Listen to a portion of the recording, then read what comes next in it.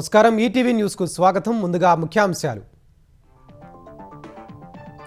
నాంపల్లి అగ్ని ప్రమాదంలో పెను విషాదం.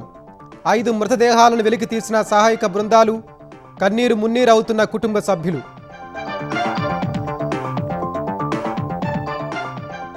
నాంపల్లి ఘటనపై విచారం వ్యక్తం చేసిన మంత్రులు. దుకాణ యజమాని నిర్లక్ష్యం వల్లే జరిగినట్లు వెల్లడి. 5 లక్షల చొప్పున పరిహారం ప్రకటన. నైనీ బ్లాక్ వ్యవహారంపై సిబిఐ విచారణకు హరీష్ డిమాండ్. సైట్ విజిట్ 2025లోనే వచ్చిందని వెల్లడి. తొలి లబ్ధిదారు సృజన్ రెడ్డేనని పునరుద్ఘాటన.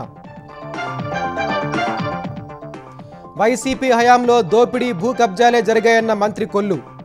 అభివృద్ధిని అడ్డుకుంటామంటే గుణపాఠం తప్పదని తీవ్ర హెచ్చరిక.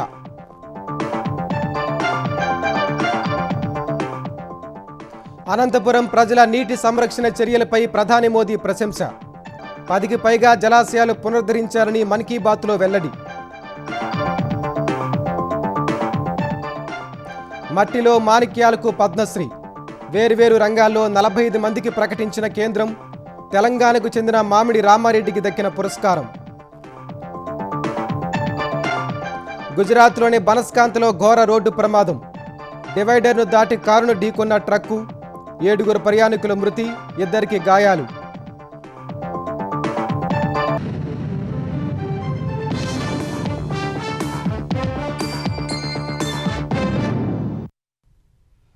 హైదరాబాద్ నాంపల్లిలోని ఫర్నిచర్ దుకాణంలో జరిగిన ఘోర అగ్ని ప్రమాదం తీరని విషాదాన్ని మిగిల్చింది.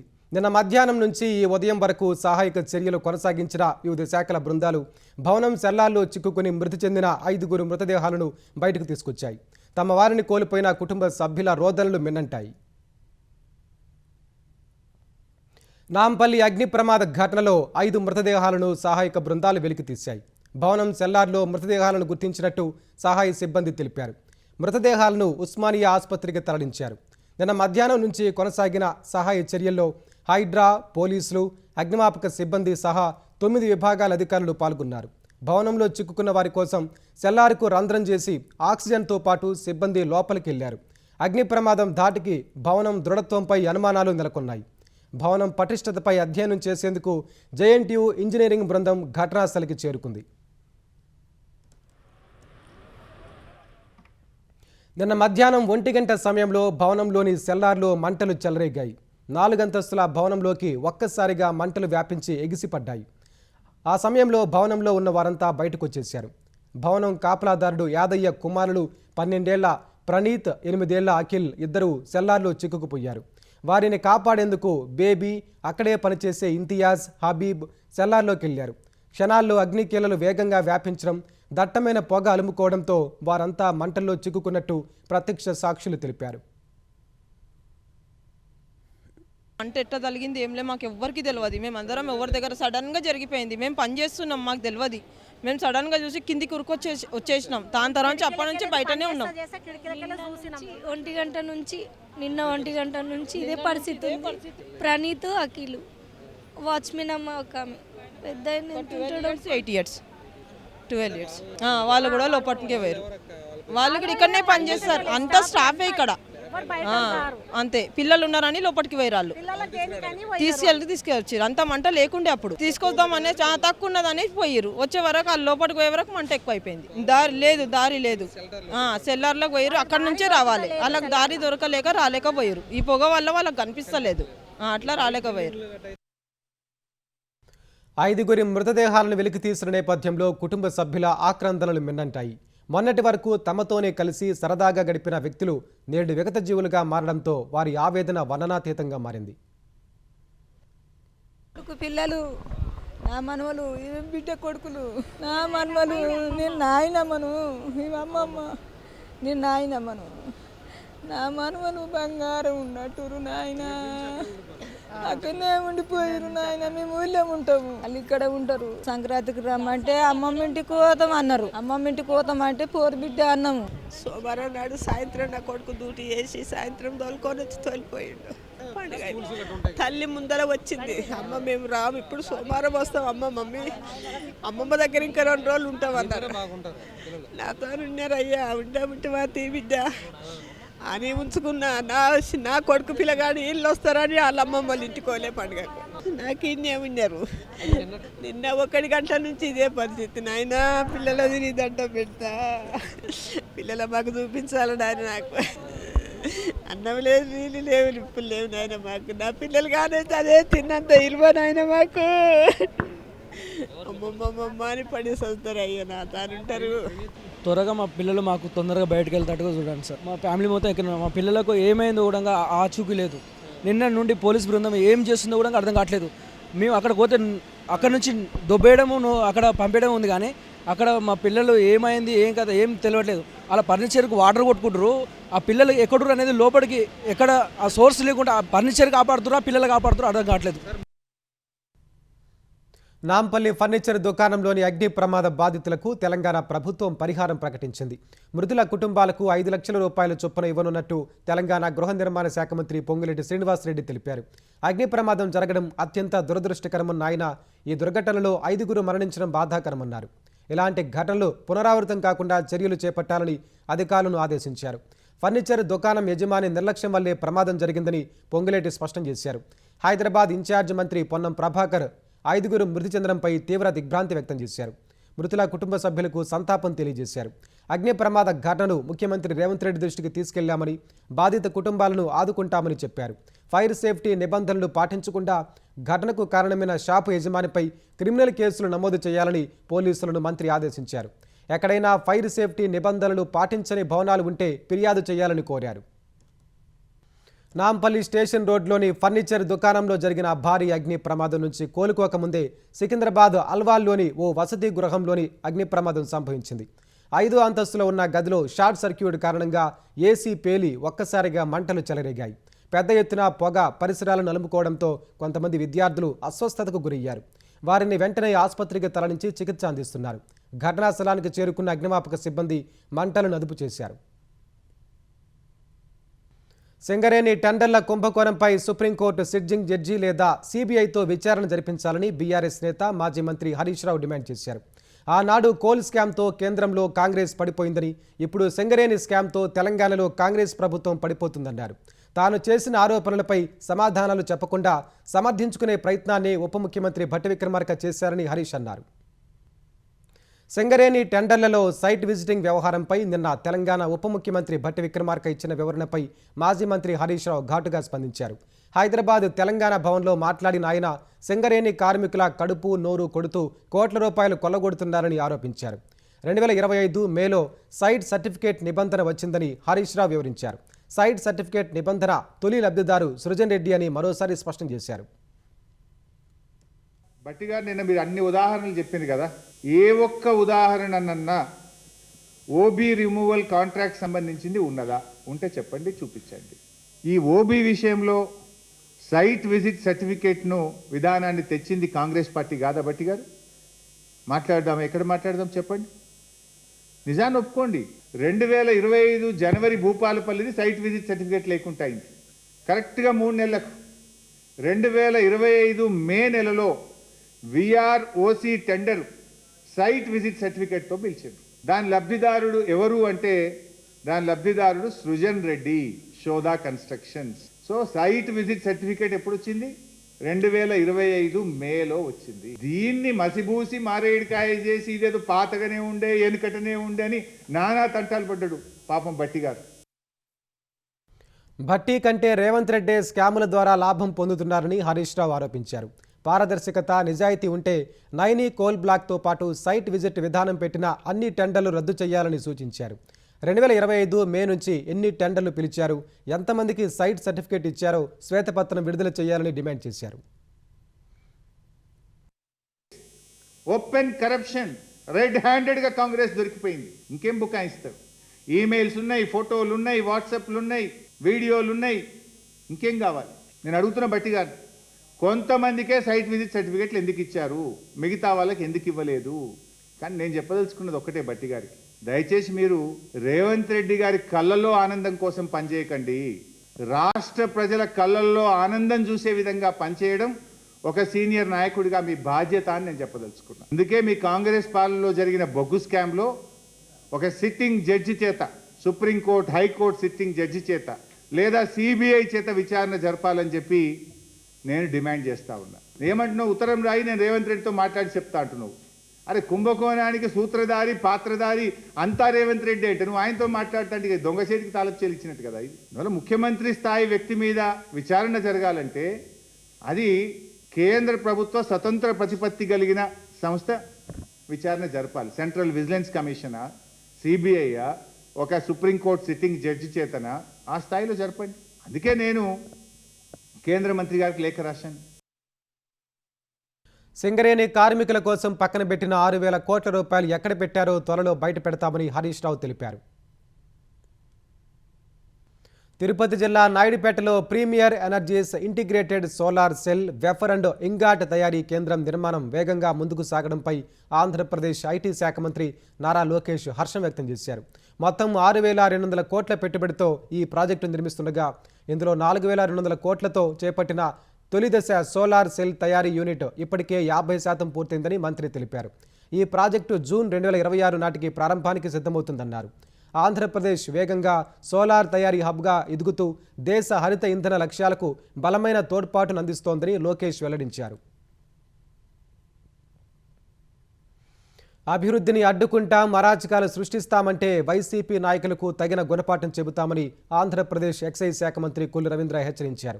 వైసీపీ 5 ఏళ్ల పాలనంతా దోపిడీ దుర్మార్గం తప్ప మరేమీ లేదని మండిపడ్డారు. కన్నుపడిన భూమిని కబ్జా చేసిన ఘనత మాజీ సీఎం జగన్దేనని విమర్శించారు. పేదల బియ్యం బొక్కేసిన పేర్ని నానికి సీఎం చంద్రబాబు గురించి మాట్లాడే అర్హత లేదని మండిపడ్డారు. వైసీపీ హయాంలో రెవెన్యూ వ్యవస్థ మొత్తం సర్వనాశనమైందన్న మంత్రి ల్యాండ్ టైటిలింగ్ యాక్ట్తో రికార్డులన్నింటినీ ట్యాంపర్ చేసేందుకు యత్నించారని ఆరోపించారు. ఇవాళ ఇదే పేరుని నాని రెవెన్యూ అధికారులు రోడ్డు పడటానికి కారణం కాదా? ఆ రోజున మరి స్ట్రీట్ ఫీల్డ్ అంటే రోడ్లు కూడా స్ట్రీట్ ఫీల్డ్ అని ఇచ్చేసి దొంగ పట్టాలు ఇవ్వడానికి ప్రయత్నం చేసినటువంటి వ్యక్తి ఈ పేరుని నాని. అనేక మంది బీసీ నాయకులను పొట్టబెట్టుకున్నారు, అక్రమ కేసులు పెట్టించారు, దొంగ పట్టాలు సృష్టించారు. ఇవాళ ఎక్కడ పడితే అక్కడ ప్రెస్ మీట్లు పెట్టి ఇదేదో గొప్ప ఘనకార్యం సాధించామని మీరు భావిస్తా ఉన్నారేమో. ప్రతిదీ కౌంట్ అవుతా ఉంది. ఆనాడు బందరు పోర్టు అక్కర్లేదని చెప్పి సంతకం పెట్టినటువంటి వ్యక్తి పేర్ని నాని. 2014 పోర్టు పనులు స్టార్ట్ చేయకపోతే రాజకీయ సన్యాసం చేస్తా అని చెప్పినటువంటి వ్యక్తి పేర్ని నాని. సిగ్గు లేకుండా ఎన్నికల్లో పోటీ చేసే దమ్ము లేక, పోటీ చేసే డిపాజిట్లు కూడా రావని చెప్పి భయపడి పారిపోయినటువంటి వ్యక్తి ఈ రోజు సిగ్గు లేకుండా వచ్చి మాట్లాడుతూ ఉన్నాడు. ఇవాళ జోగి రమేష్ చేసింది మహాపాపం. ప్రజలు కోరుకున్నటువంటి ప్రభుత్వాన్ని ఇబ్బంది పెట్టాలని ప్రయత్నం చేశాడు. లిక్కర్ స్కామ్ చేశాడు. అరెస్ట్ అయ్యి బెయిల్ మీద విడుదలవుతూ నానాయాగి చేస్తా ఉన్నాడు. చేసిందేమో దొంగ సారా వ్యాపారం. దాంట్లో అరెస్ట్ అయ్యి ఏ ర్యాలీలు చేయకూడదా అని చెప్పి ఒక సీనియర్ పోలీస్ ఆఫీసర్ మీద ఏలెత్తి మాట్లాడుతూ ఉన్నాడు. ఒక్క ఛాన్స్ అంటూ అధికారంలోకి వచ్చిన జగన్ రాష్ట్రాన్ని 20 ఏళ్లు వెనక్కి తీసుకెళ్లారని ఏపీ జలవనరుల శాఖ మంత్రి నిమ్మల రామానాయుడు దుయ్యబట్టారు. వైసీపీ చేస్తున్న అసత్య ప్రచారాన్ని తిప్పికొట్టాలని ఆయన కార్యకర్తలకు సూచించారు. భీమవరంలో జరిగిన పశ్చిమ గోదావరి జిల్లా టీడీపీ నూతన కార్యవర్గ ప్రమాణ స్వీకార కార్యక్రమంలో మంత్రి ముఖ్య అతిథిగా పాల్గొన్నారు. జిల్లా టీడీపీ అధ్యక్షుడు మంత్రి రామరాజు కార్యవర్గ సభ్యులతో ప్రమాణ స్వీకారం చేయించారు. కూటమి ప్రభుత్వం అమలు చేస్తున్న అభివృద్ధి సంక్షేమ కార్యక్రమాలను ప్రజల్లోకి తీసుకెళ్లాలని సూచించారు. అబద్ధాలకు అసత్యాలకు ప్యాంటు చొక్కా వేస్తే ఎవరంటే అది జగన్మోహన్ రెడ్డి. అటువంటి వ్యక్తుల్ని ఎప్పటికప్పుడు వాళ్ళ అబద్ధాలు అసత్యాలు ప్రజల్లో ఎండగట్టకపోతే 2019లో జరిగినటువంటి తప్పే మరొకసారి జరిగితే ఆంధ్రప్రదేశ్ రాష్ట్ర భవిష్యత్తు కానీ మన పిల్లల భవిష్యత్తు కానీ ఇంకా శూన్యమైపోయేటువంటి పరిస్థితి. 1.5 సంవత్సరాల తర్వాత పాదయాత్ర చేస్తాను అన్నాడని అంటేనే అతనికి ప్రజల్లో అవసరం లేదు, ప్రజల సంక్షేమం అవసరం లేదు, ప్రజల అభివృద్ధి అవసరం లేదు. ఏదో అధికారం ఏదో ఒక మాటని తెచ్చుకుంటే మళ్ళీ దోపిడీ లూటీ చేయొచ్చు అనేటువంటి ఆలోచన ఒకటి. అటువంటి వ్యక్తులు ఒక పార్టీని నడపడానికి కూడా అర్హత లేదనే విషయాన్ని సందర్భంగా తెలియజేసుకుంటూ జగన్మోహన్ రెడ్డి చేస్తున్నటువంటి అబద్ధాలను అసత్యాలను ఎప్పటికప్పుడు చెక్ పెట్టవలసినటువంటి అవసరం ఉంది. తాను ప్రేమించిన వ్యక్తి మరో మహిళను పెళ్లి చేసుకున్నాడనే అక్కసుతో మాజీ ప్రియురాలు ప్రియుడి భార్యకి హెచ్ఐవి ఇంజెక్షన్ చేసినట్లు పోలీసులు గుర్తించారు. కర్నూలులో ఈ నెల 9న జరిగిన ఈ ఘటన ఆలస్యంగా వెలుగులోకి వచ్చింది. కర్నూలు నగరానికి చెందిన డాక్టర్ కరుణాకర్ వసుంధర అనే మహిళతో గతంలో సన్నిహితంగా ఉండేవాడని పోలీసులు తెలిపారు. ఆపై గొడవలు వచ్చి విడిపోయారన్నారు. కర్నూలు వైద్య కళాశాలలో అసిస్టెంట్ ప్రొఫెసర్గా విధులు నిర్వహిస్తున్న మహిళను కరుణాకర్ పెళ్లి చేసుకోవడంతో వసుంధర వారిపై కక్ష పెంచుకున్నట్లు వెల్లడించారు. వైద్యుడి భార్యను ఉద్దేశపూర్వకంగా రోడ్డు ప్రమాదానికి గురిచేసి వైరస్ ఇంజెక్షన్ చేసినట్లు తెలిపారు. బాధితురాలు కేకలు వేయడంతో వారంతా అక్కడి నుంచి పారిపోయినట్లు వెల్లడించారు. బాధితురాలి భర్త ఫిర్యాదు మేరకు కర్నూలు 3వ పట్టణ పోలీసులు కేసు నమోదు చేసి దర్యాప్తు చేపట్టారు. సీసీ కెమెరా ఫుటేజీ, ఇతర సాంకేతిక పరిజ్ఞానం ఆధారంగా వసుంధర, ఆమెకు సహకరించిన మరో 3 అరెస్టు చేశారు.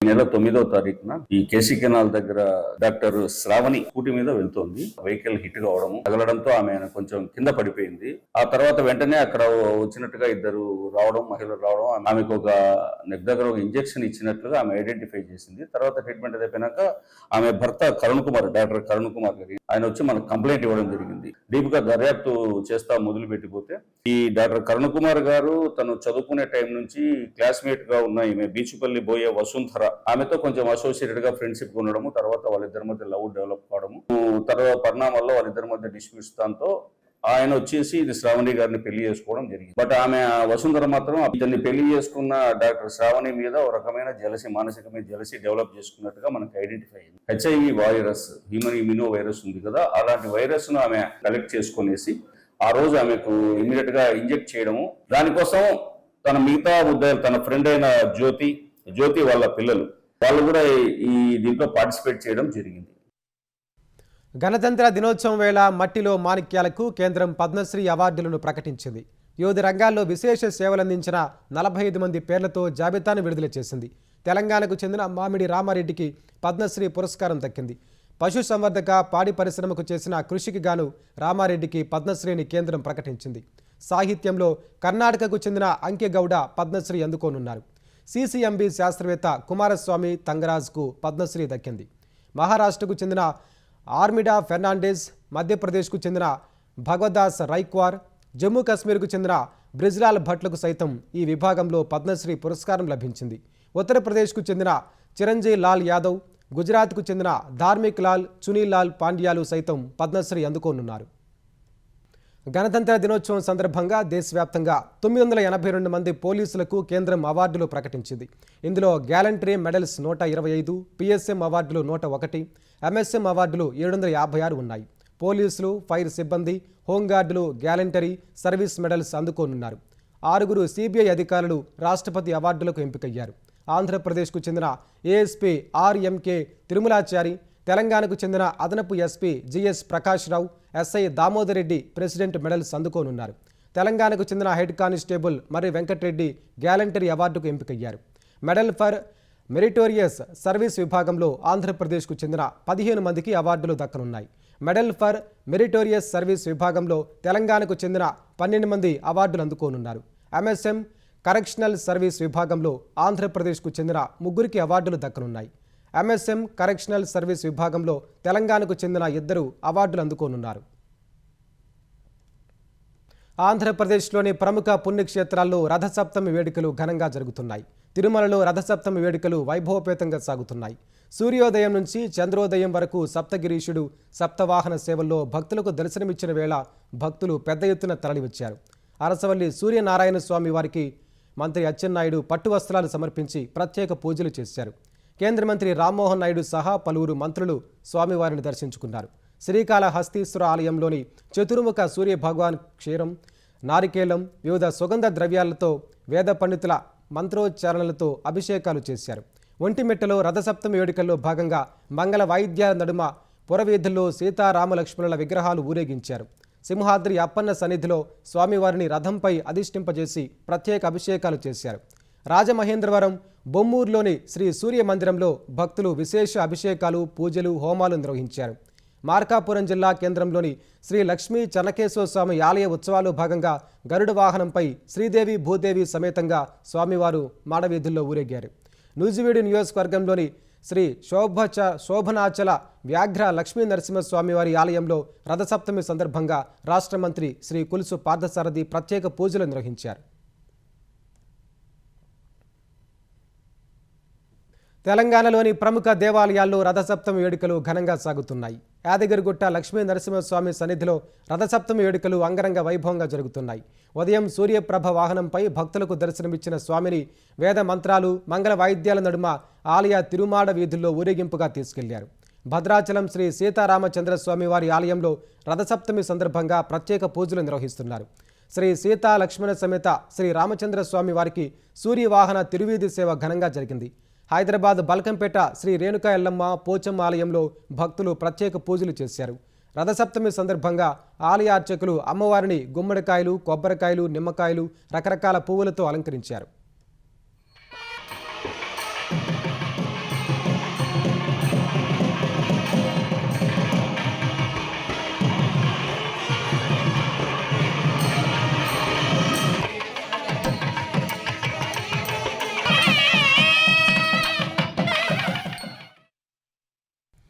ములుగు జిల్లా తాడ్వాయి మండలం మేడారం సమ్మక్క సారలమ్మ జాతర పరిసరాలు జనసంద్రాన్ని తలపిస్తున్నాయి. ఆదివారం సెలవు కావడంతో తెలుగు రాష్ట్రాలతో పాటు పక్క రాష్ట్రాల నుంచి వేలాది మంది భక్తులు తరలివచ్చారు. జంపన్న వాగులో పుణ్య స్నానాలు ఆచరించి గద్దెల వద్ద బెల్లం, పూలు, పండ్లు వనదేవతలకు సమర్పించి మొక్కులు చెల్లించుకుంటున్నారు. ఆర్టీసీ బస్సులు, ప్రైవేటు, సొంత వాహనాల్లో భారీగా తరలివస్తున్న భక్తులకు ఎటువంటి ఇబ్బందులు పడకుండా అధికారులు జాగ్రత్తలు తీసుకుంటున్నారు.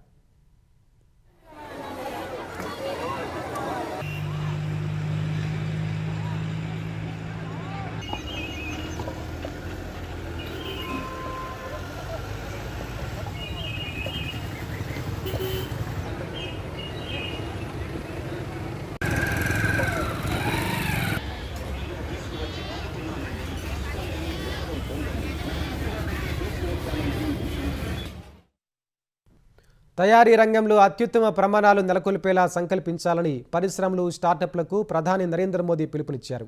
అందుకోసం జీరో డెఫెక్ట్ ఉత్పత్తులను తయారు చేయాలని సూచించారు. వస్త్రాలు, సాంకేతికత, ఎలక్ట్రానిక్స్, ప్యాకేజింగ్ ఇలా ప్రతి భారతీయ ఉత్పత్తి అత్యుత్తమ నాణ్యతను కలిగి ఉండాలని స్పష్టం చేశారు. 130వ మన్ కీ బాత్లో భాగంగా దేశ ప్రజలను ఉద్దేశించి ప్రధాని మాట్లాడారు.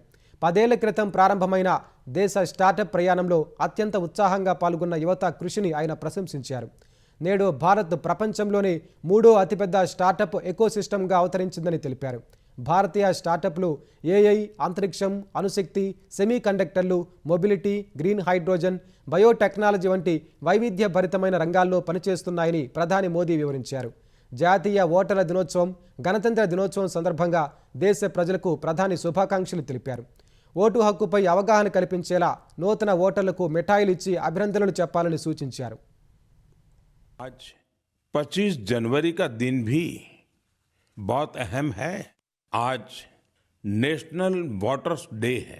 मतदाता ही लोकतंत्र की आत्मा होता है. आमतौर पर जब कोई 18 साल का हो जाता है मतदाता बन जाता है, लेकिन दरअसल ये अवसर किसी भी भारतीय के जीवन का बहुत बड़ा माइलस्टोन होता है.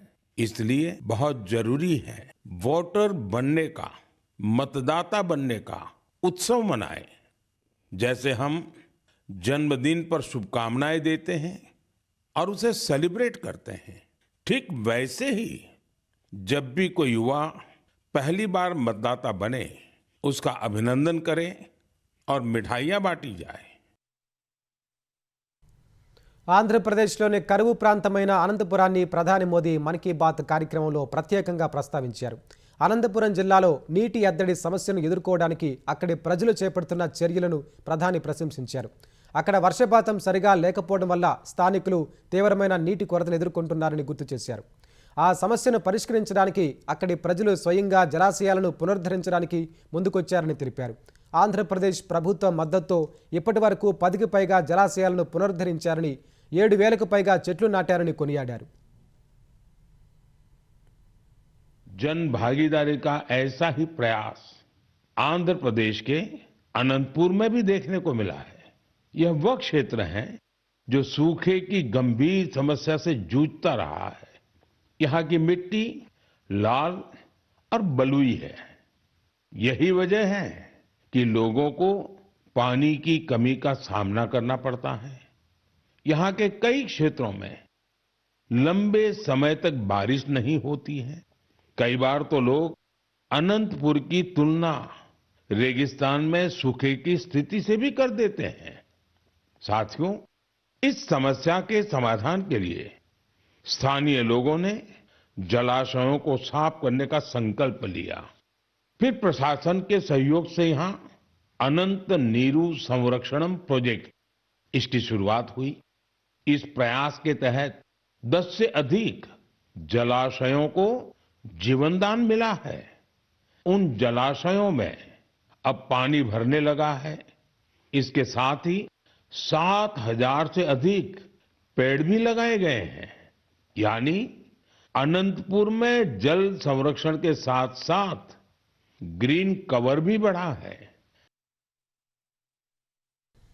తమిళనాడులో హిందీ భాషను బలవంతంగా రుద్దడానికి కేంద్రం ప్రయత్నిస్తోందని తమిళనాడు ముఖ్యమంత్రి ఎంకే స్టాలిన్ ఆరోపించారు. తమిళ భాషను రాష్ట్ర ప్రజలు ప్రాణంగా ప్రేమిస్తారని, దానిని మరుగునపరిచే ఎలాంటి చర్యనైనా తాము ఎన్నటికీ సహించబోమని స్పష్టం చేశారు. తమిళ భాష అమరవీరుల దినం సందర్భంగా స్టాలిన్ ఈ వ్యాఖ్యలు చేశారు. తమిళ ప్రజలు హిందీకి వ్యతిరేకంగా గతంలో తీవ్ర పోరాటం చేశారని స్టాలిన్ గుర్తు చేశారు.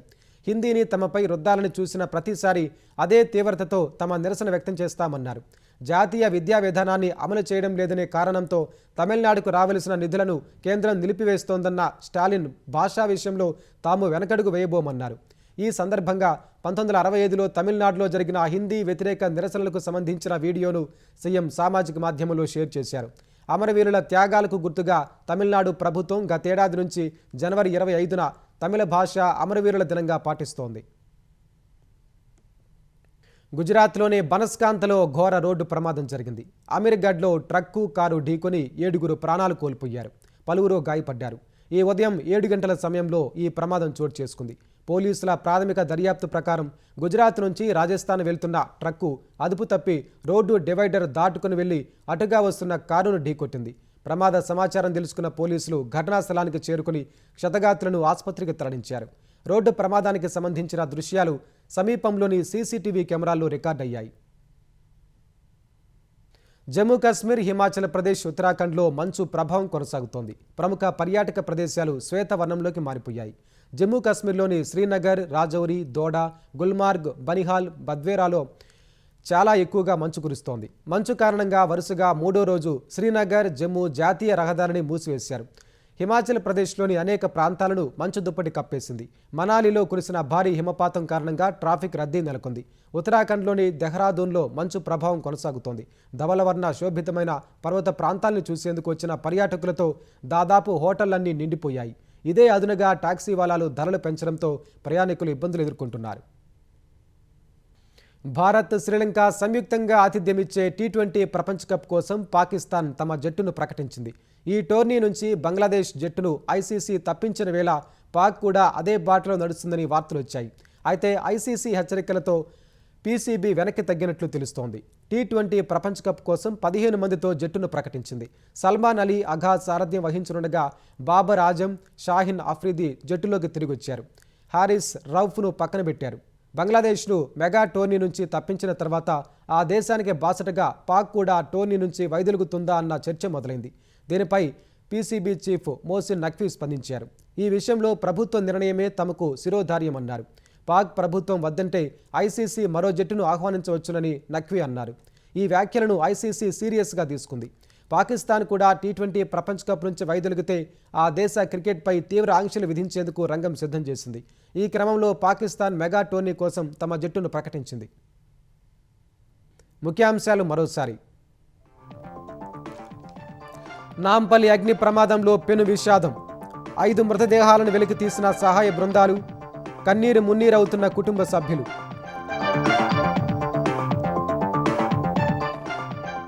నాంపల్లి ఘటనపై విచారం వ్యక్తం చేసిన మంత్రులు. దుకాణ యజమాని నిర్లక్ష్యం వల్లే జరిగినట్లు వెల్లడి. 5 లక్షల చొప్పున పరిహారం ప్రకటన. నైనీ బ్లాక్ వ్యవహారంపై సిబిఐ విచారణకు హరీష్ డిమాండ్. సైట్ విజిట్ 2025లోనే వచ్చిందని వెల్లడి. తొలి లబ్ధిదారు సృజన్ రెడ్డేనని పునరుద్ఘాటన. వైసీపీ హయాంలో దోపిడీ, భూ కబ్జాలే జరిగాయన్న మంత్రి కొల్లు.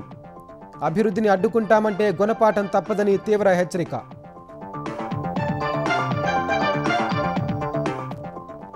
అనంతపురం ప్రజల నీటి సంరక్షణ చర్యలపై ప్రధాని మోదీ ప్రశంస. 10కి పైగా జలాశయాలు పునరుద్ధరించారని మన్ కీ బాత్లో వెల్లడి. మట్టిలో మాణిక్యాలకు పద్మశ్రీ. వేరువేరు రంగాల్లో 45 మందికి ప్రకటించిన కేంద్రం. తెలంగాణకు చెందిన మామిడి రామారెడ్డికి దక్కిన పురస్కారం.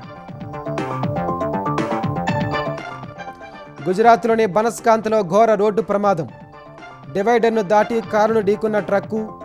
7 ప్రయాణికుల మృతి, 2కి గాయాలు.